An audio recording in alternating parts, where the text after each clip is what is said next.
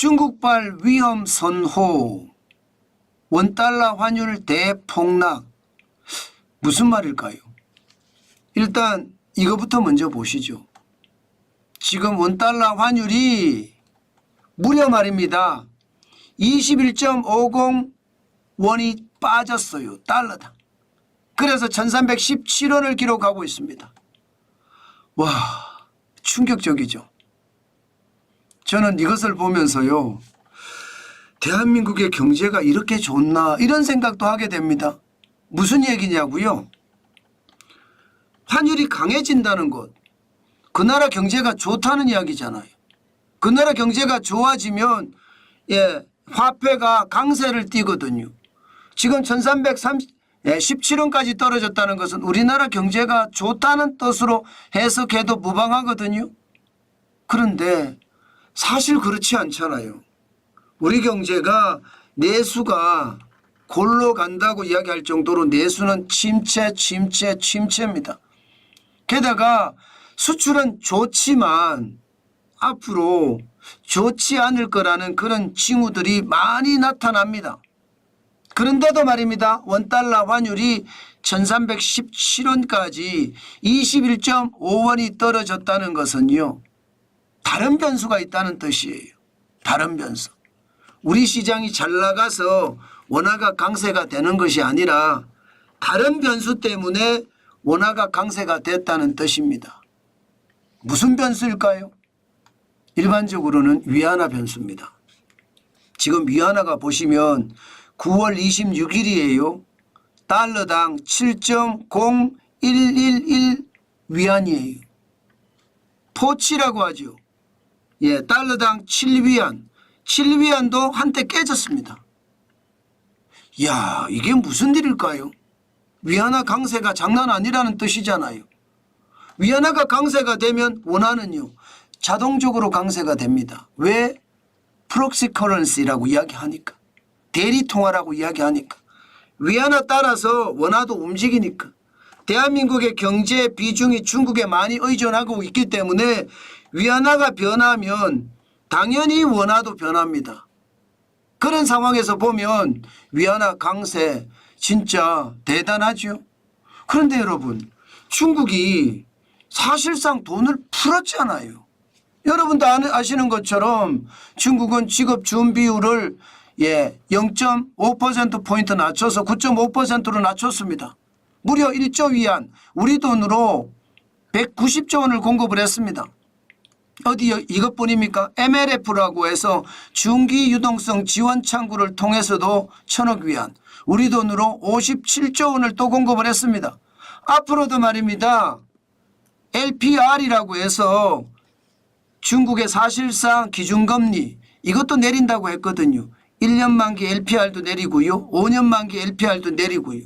다시 말해서 무더기로 돈을 푼다고 이야기하는데 돈을 풀면 기본적으로는 위안화 가치가 떨어지는 게 일반적이잖아요. 돈을 푸니까 위안화 가치가 떨어지는 게 정상인데 이게 오히려 위안화 가치가 강세가 되는 겁니다. 강세가. 무슨 뜻일까요 이게? 이게 바로 위험 선호라는 겁니다. 위험 신호가 아니고 위험 선호라고 제가 썼습니다. 위험 선호라는 것은요, 똑같은 수익률을 낼 때 말입니다.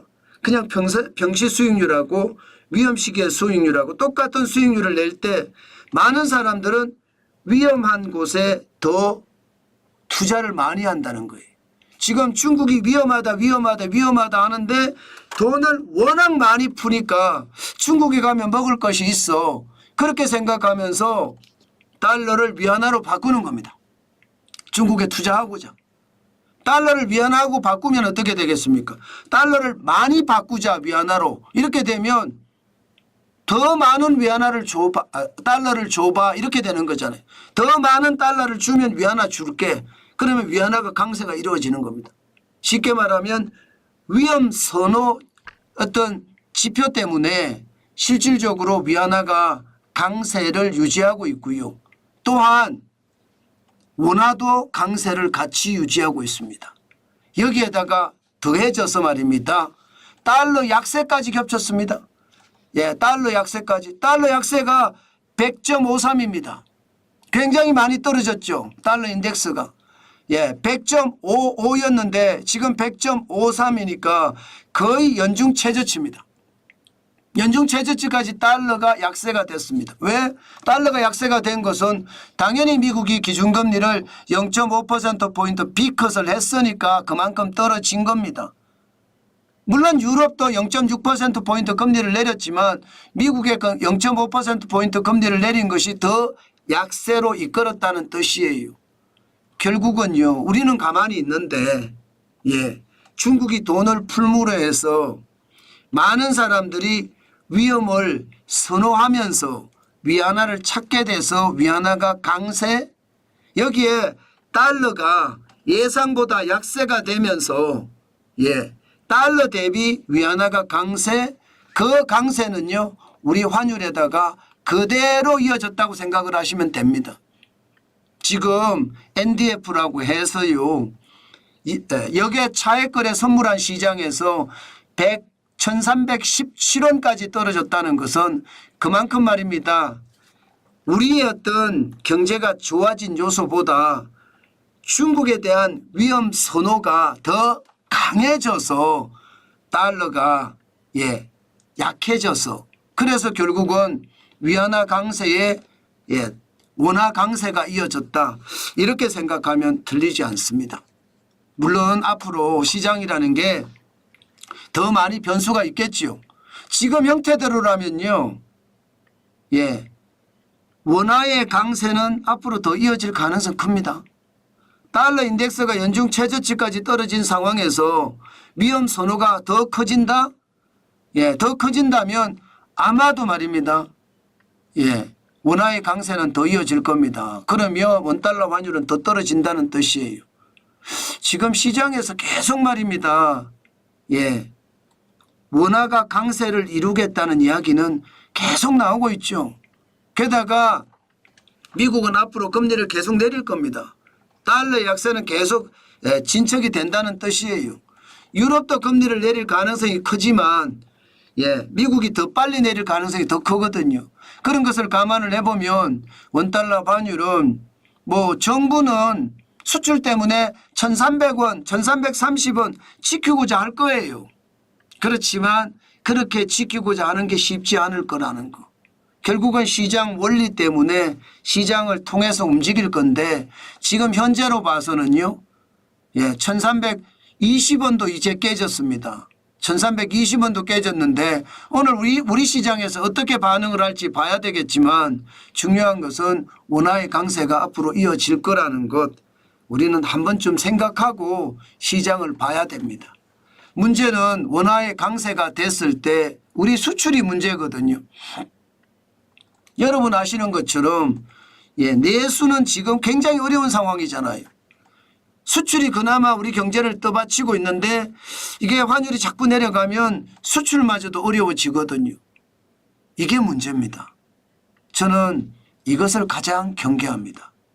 지금까지는 내수만 챙기면 된다고 했는데 이제는 수출도 챙겨야 되는 그런 사태까지 벌어질 수 있다는 것. 오늘 우리 한 번쯤은 생각을 하고요. 시장에 대응을 해야 되겠다. 그 말씀 꼭 드리겠습니다. 원달러 환율은 더 떨어질 가능성 굉장히 높고요. 앞으로도 금리는 계속해서 내릴 거기 때문에 환율은 더 떨어질 상황 굉장히 많습니다. 단서가 있습니다. 단 말입니다. 블랙스완이라고 이야기하잖아요. 예기치 못한 위기가 터진다든가 회색 코뿔소라고 이야기하잖아요. 벌어진 위기가 더 크게 되는 것. 그런 위기가 온다면 또 달라질 수는 있습니다. 예를 들어서 중국이 돈을 풀었는데 침체가 더 심화된다. 이것은 어떻게 생각하면 블랙스완일 수도 있거든요. 또 중동의 전쟁이 더 커져서 러시아가 만약에 핵폭탄을 만약에 썼다 이러면 난리 나는 거죠. 이건 회색 코뿔소입니다. 이런 어떤 극단적 위기의 어떤 상황이 오면 환율은 완전히 달라질 겁니다. 완전히 뒤집혀질 거예요. 그것도 감안은 해야 됩니다. 지금은 그런 가능성도 있거든요. 그만큼 말입니다. 외환시장 자체가 살얼음 판이다 이렇게 생각을 하고 시장에 대응하는 것 요즘은 잊지 말아야 됩니다. 제가 계속 말씀드리는 게 원달러 환율은 우하향할 거다. 한 번씩 올라갔다가 쭉쭉 하긴 하겠지만 불쑥불쑥 튀어나오는 건 있을 거예요. 그러나 전체적으로는 떨어질 가능성이 있다는 것 반드시 보시면서 거기에 대한 대응책 마련해 가시는 거 중요하다. 그 말씀 오늘 또 강조합니다. 저는 여러분들에게 계속 말씀을 드리고 있습니다. 그만큼 말입니다. 외환시장의 어떤 상황은 앞으로도 그렇게 썩 좋지는 않을 겁니다. 거기에 대한 생각을 가지고 움직이는 거 필요합니다.